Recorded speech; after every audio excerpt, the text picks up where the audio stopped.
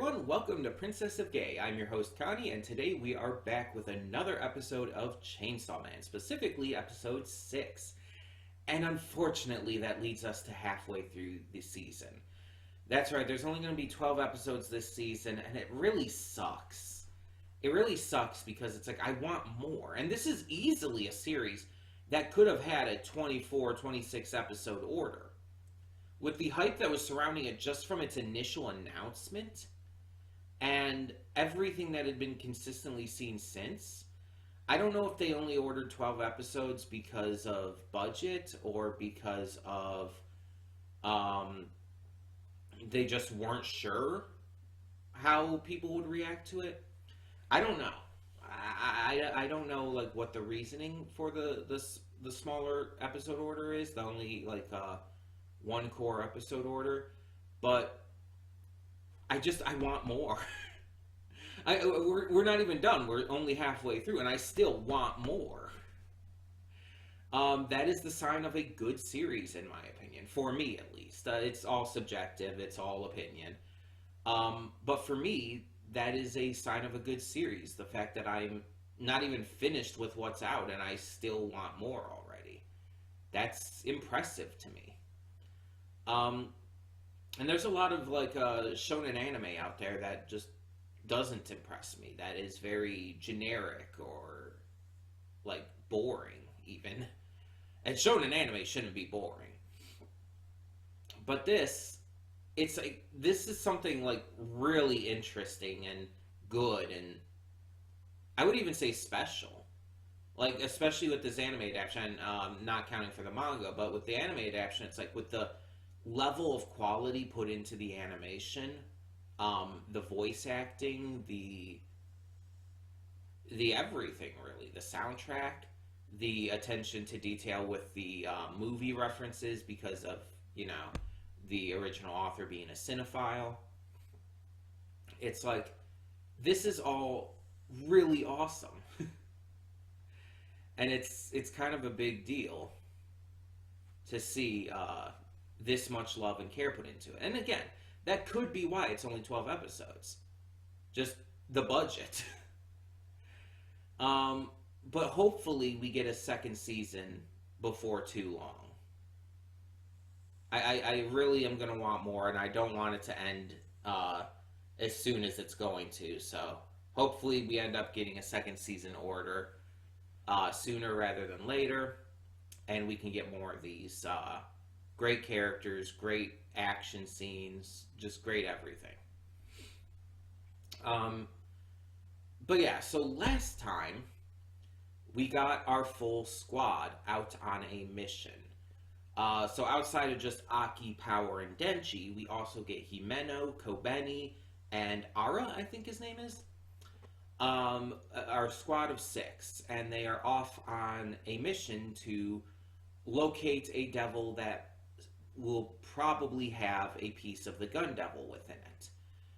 So they enter this, I think it's an apartment building, and start searching around. They face a low-level devil in which Himeno is able to showcase her ghost devil contract powers.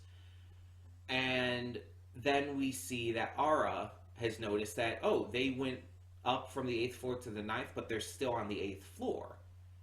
And so he goes down the stairs, but ends up at the top of the stairway looking down at them.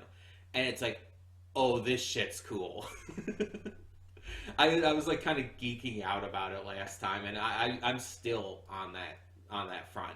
I've seen this kind of thing, like a loop of space and everything. Not like space like in outer space, but like spatial kind of situation. You know what I mean. And I've seen this kind of thing in various other things where it's like, oh, I think it's done in a lot of like horror stuff where it's like there's a fog. It's like, oh, they run into the fog, but then they like come right back out, but they kept going in a straight line, but they somehow turned around. You know what I'm talking about? I think, what is that one game called? It's by the same people who did Until Dawn and The Quarry. It's one of the Dark Pictures anthology. It's the one with the bus and the town. Little Hope. Little Hope. Yeah, in Little Hope they did that even. Like, people walking into the fog keep going straight, but they come out, like, having turned around and all. It's like, I love that kind of shit. It's legitimately creepy, unnerving, but also really fucking cool just from a conceptual level. The idea of, like, a loop of space, to where it's like you can't, like, in this case, like, you go up or down the stairs, but you stay on the eighth floor. You're trapped in this loop, and it's like, oh, that's really fucking cool. I love that so much. But we kind of get to see the personalities of our three new members for the squad and everything. Kobeni is pretty scaredy, pretty timid, and she apparently is, like, pretty strong, but she's so anxious that it's hard for her to, like, do anything, it seems. Constantly, like, kind of freaking out, and it's like it's like she radiates this kind of, like, need to protect energy. You know what I mean? It's like just the kind of character who it's like, oh, they're so they're just this absolutely anxious being, and you need to protect them. Kobeni definitely feels that way to me. And I've seen other characters in anime and shows and games and whatnot like that. So it's not like it's a new concept by any means. But she is very heavy into the anxiety. We also meet Himeno, who has history with Aki. She and Aki seem to be direct partners in devil hunting. And she had lost 5 partners previously. Aki is her 6th partner. All of her other partners died in combat with devils. And she has a seemingly dark history, which contrasts with her very happy-go-lucky, energetic personality. She has a lot of energy. She's very bouncy and everything, but she's also very strong. Her ghost arm that she has through contract with the ghost devil after giving it her eye is really strong, as we've seen. Not to mention, because it's completely intangible, there's not really much anyone can do about it. If she, like, grabs them, like, they can't stop it. They can't try to take the hand off of them or whatnot, because they can't touch it. It's completely intangible to them.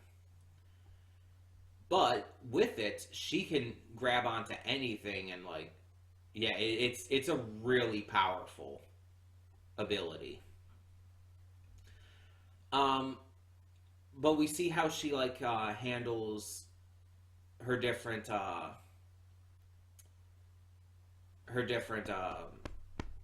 fellow devil hunters, between, like, protecting Kobeni from Power, who's, like, kind of testing the waters by threatening her, and even the way she responds to Aki. And we had seen Himeno in, like, the previous episode before that too, when with the aftermath of the Leech Devil, but this is, like, her real introduction.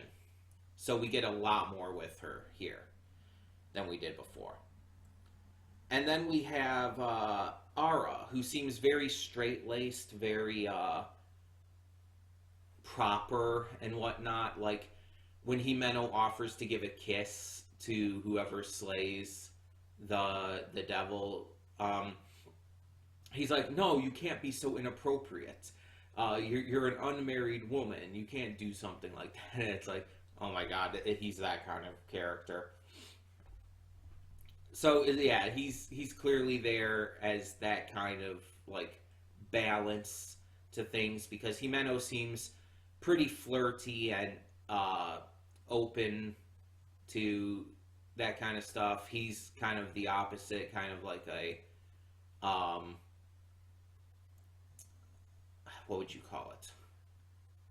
Just a direct opposite to her. A contrast, if you will. And Kobeni's the precious, anxious being we need to protect. And of course, we have our main trio still, and they're just still going about their business, doing their things.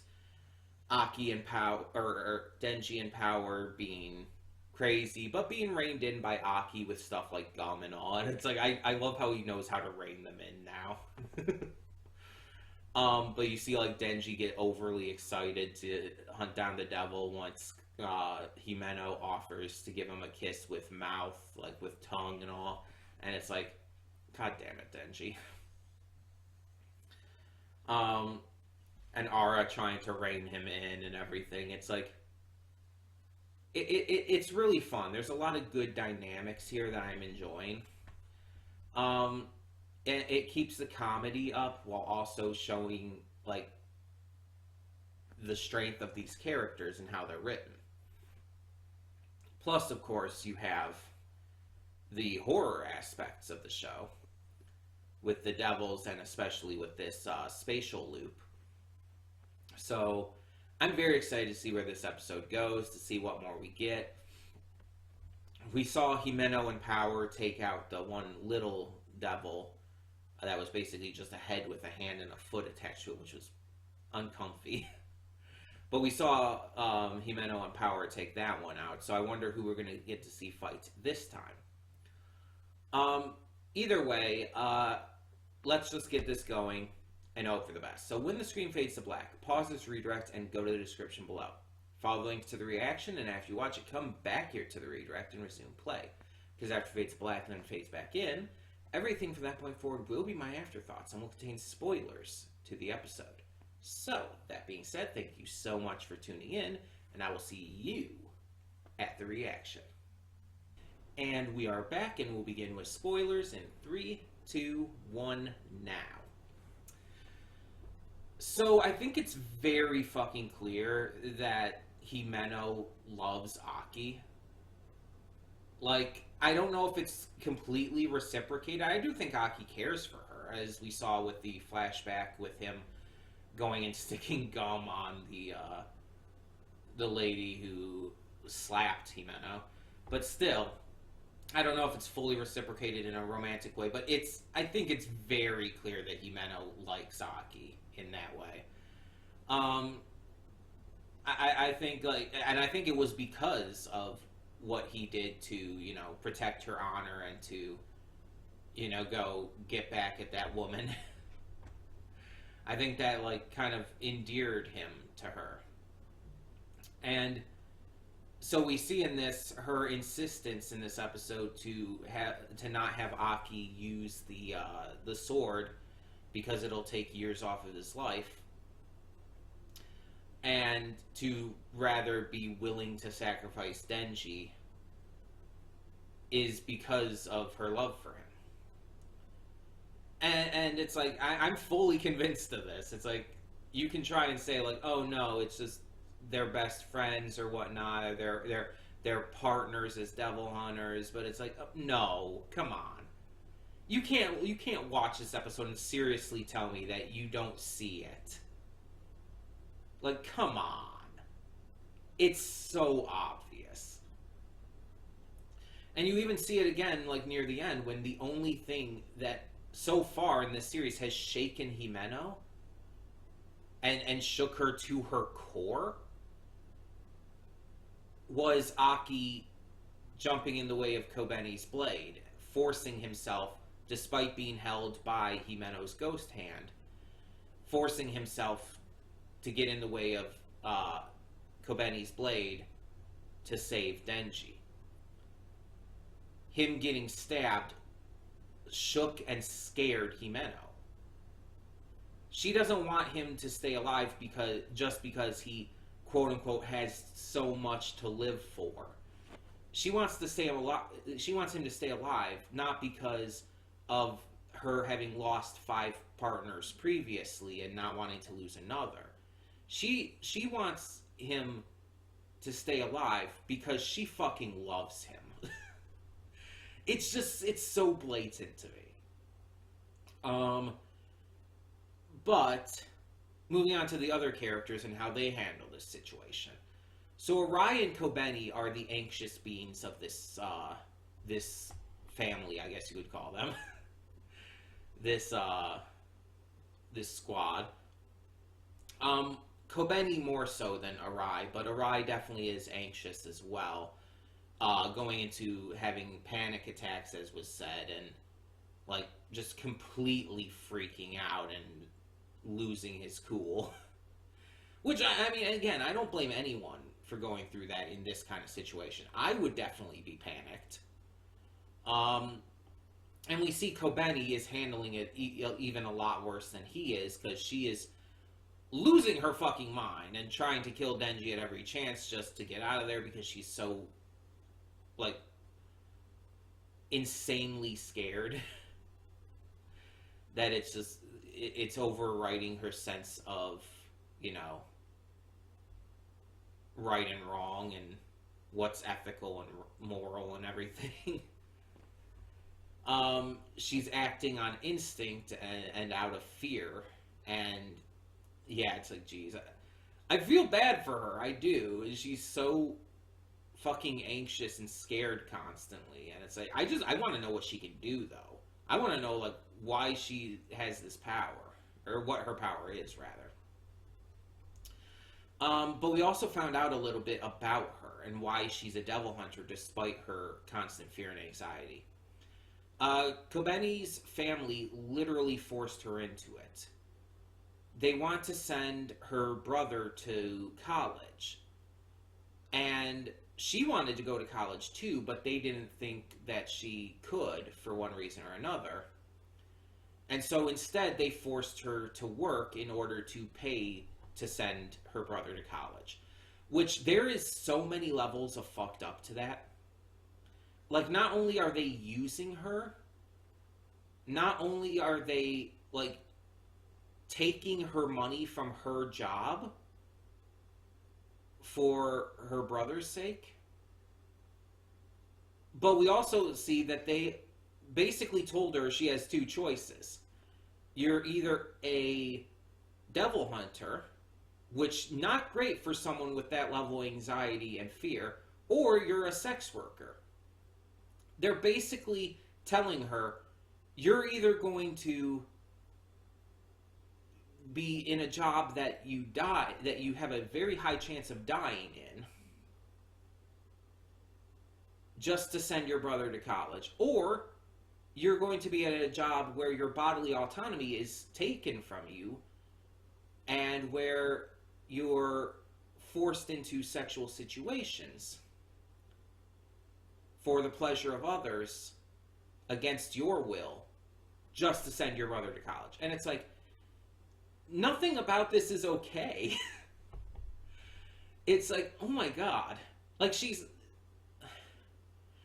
not my favorite character or anything, but I feel so fucking bad for this girl. And it's like, she needs a hug. She is one of those characters that needs a hug. She needs someone to actually give a shit about her, too. And it seems like Himeno might, to some degree, care for her. At least she was willing to, like, you know, comfort her and everything. But, like, Kobeni needs someone who will really care about her. Someone who will, you know, be there for her and actually show love. Because, Jesus fuck, like, I feel so fucking bad for her for having a family like that.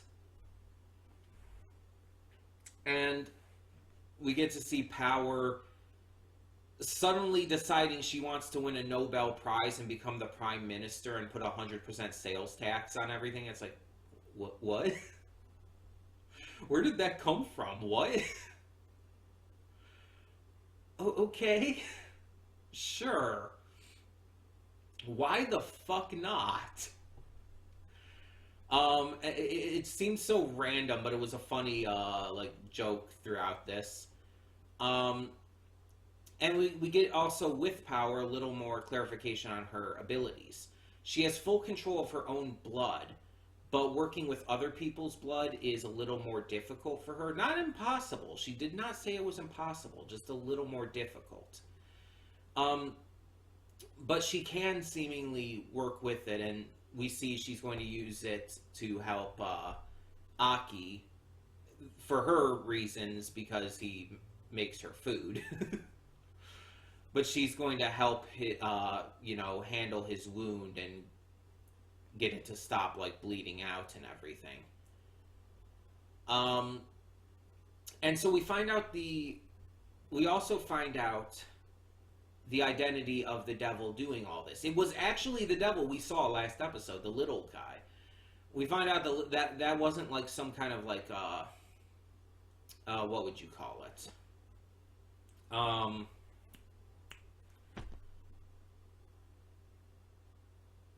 Ruse? That's not the word I was trying to think of, but it's not some kind of trick or anything. Not some kind of lure. But that was the Eternity Devil, just in a smaller, more compact form. And that when facing pain or seeming death, or whenever it senses immense fear, it grows bigger and stronger. And that with its power, it can create a spatial loop where it can lock victims within a certain set of space, and within that space it also stops time completely. So it's a very overpowered ability, and it's wild to me that they chose to like have something this overpowered, that the creator chose to have something this overpowered this early, because it's like, what does that fucking mean for the rest of the stuff to come? Like the Gun Devil. The Gun Devil is clearly being built up here and everything. But it's like... And we know the Gun Devil's extremely fast and extremely powerful. But it's like, how are you going... If the Gun Devil is supposedly going to be stronger than the Eternity Devil, like... Because here's the thing. Like, we heard, all the devils are named based on fears. And the stronger the fear from humans of that name, the stronger the devil is. So, like, the Gun Devil obviously would be very, very strong because guns are fucking terrifying. And people are very much scared of them. But it's like, eternity? Like, the idea of eternity, the idea of, like, that kind of existential dread surrounding that, it's like, oh my god, that is going to be very, very high on the list of terrifying. So it's like, Jesus, like, I feel that would be, I don't know if that would be higher than fear of guns. But I feel like it almost kind of would be. Like, I feel like a fear of eternity, like, the kind of existential dread that goes with that would be much higher. Maybe I'm wrong. But luckily, this devil does seem to have one big weakness. The Eternity Devil is afraid of pain. Pain seems to hurt it, like, much more so than maybe it would hurt others. For example, Aki getting stabbed in the side there. Like, yeah, that's gonna hurt like hell. He's gonna feel pain from that. But if the Eternity Devil got that same kind of stab wound, it would do a lot more damage to it. Like, it would be a lot more painful, like, magnified by quite a large margin. And that's the big weakness here, and that's what Denji is planning to take advantage of. Denji decides to jump in its mouth, but is going to chainsaw out.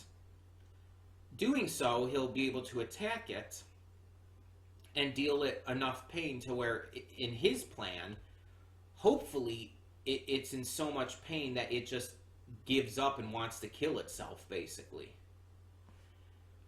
And it's like, I don't know if that would exactly work, but it might. And right now, it's the only option they have, unless Aki does bring out the sword.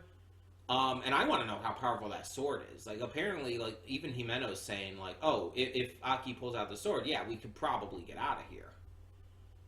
But it takes away years off his life and shit. And it's like, if it takes that much from him, it's gotta be powerful. It's gotta legitimately be extremely powerful. I assume it's through a contract, like with other stuff with devils and all.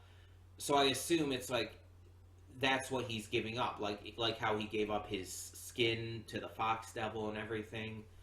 I assume that that's what he's giving up in exchange for using the power of the sword. So is it from like a sword devil or something like that? I'm genuinely curious to know more about that. Um, but this I feel is going to be going in some pretty insane directions. And we kind of left off on the cliffhanger here of like, oh, Denji jumped in. He pulled the ripcord, but he hasn't chainsawed out quite yet. So they're saving that for the next episode, clearly.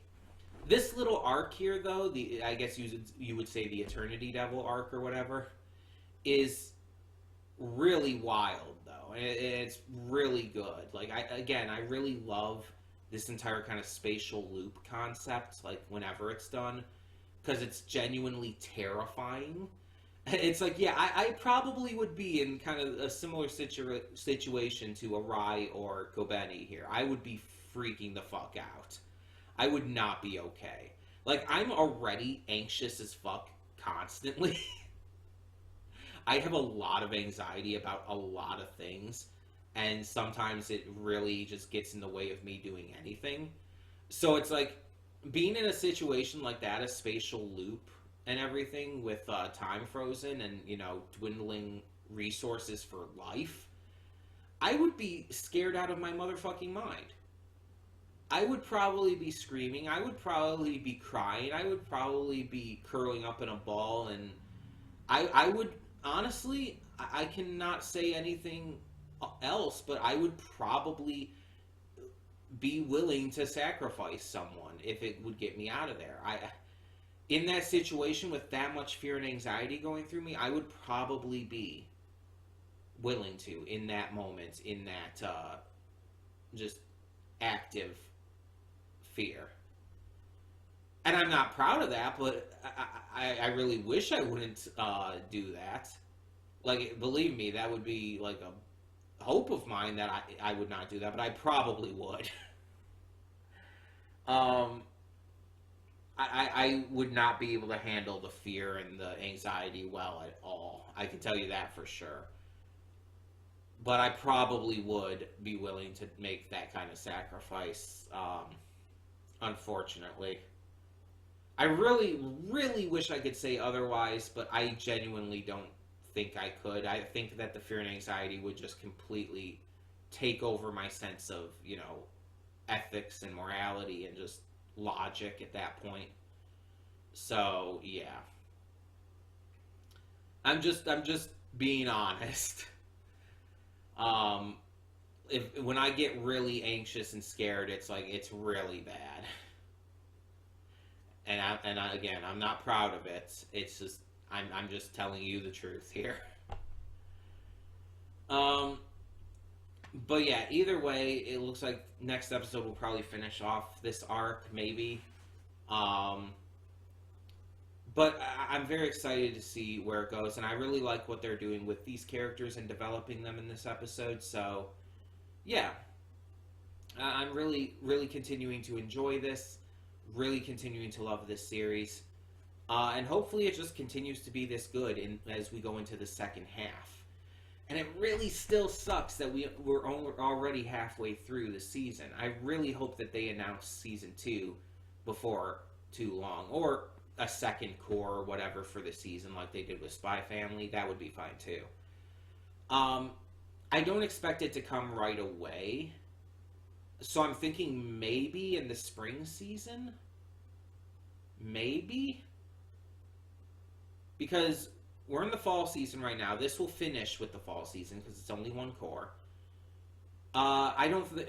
We're most likely not getting any more in the winter season. So maybe the spring season, maybe the summer season of 2023. That's a possibility, but it's impossible to say. I just hope it's not too long. I don't want to wait until the next fall season. That would be too long of a wait. Honestly, I don't want to wait until the summer season, but I mean, if I have to, I have to. And again, it's probably budget reasons because they're putting so much effort into this, but still. It's like I want more, goddamn. I'm not even done with the season and I want more. I know Map was also working on season 2 of Jujutsu Kaisen though, so it's like that's going to be coming next year. Very excited for that as well. But it's like I want more of this too. It's like both of these shows are great, and apparently the fandoms between them have a rivalry online. Apparently, like there are people who are like so diehard one way or the other that they hate the other side. It's like some diehard Jujutsu Kaisen fans hate Chainsaw Man just for some reason. Like they'll just like say, "Oh, it's a bad show," and it's like you should never watch it. Just stick to Jujutsu Kaisen. It's like, and a lot of them probably haven't watched more than one episode, or in terms of manga, read more than one chapter. And it's like, really, and it's just a blind loyalty thing that I've never understood. It's like you can like both, believe it or not. You can enjoy both. I love both. I absolutely love Jujutsu Kaisen, and I absolutely love Chainsaw Man. Why do we have to choose? Why can't we just enjoy both of them for what they are? There are some definite similarities between them and some very definite differences. Like I compared the entire thing about like how it was revealed when a devil eats the gun flesh, they'll become stronger. I compared that to like eating eating the fingers of Sukuna in JJK. And it's like, oh yeah, there's very clearly a comparison to be made there. And it's like, and neither I would say is necessarily like overall better than the other in how that's like done so far, except the fact that in JJK we've just seen it happen more at this point. But we've also got an entire season of JJK and a movie, and so far only 6 episodes of Chainsaw Man, in terms of the anime at least. Again, I can't speak for the manga. But I just feel like I just feel like the entire idea of these two fandoms having a rivalry is stupid.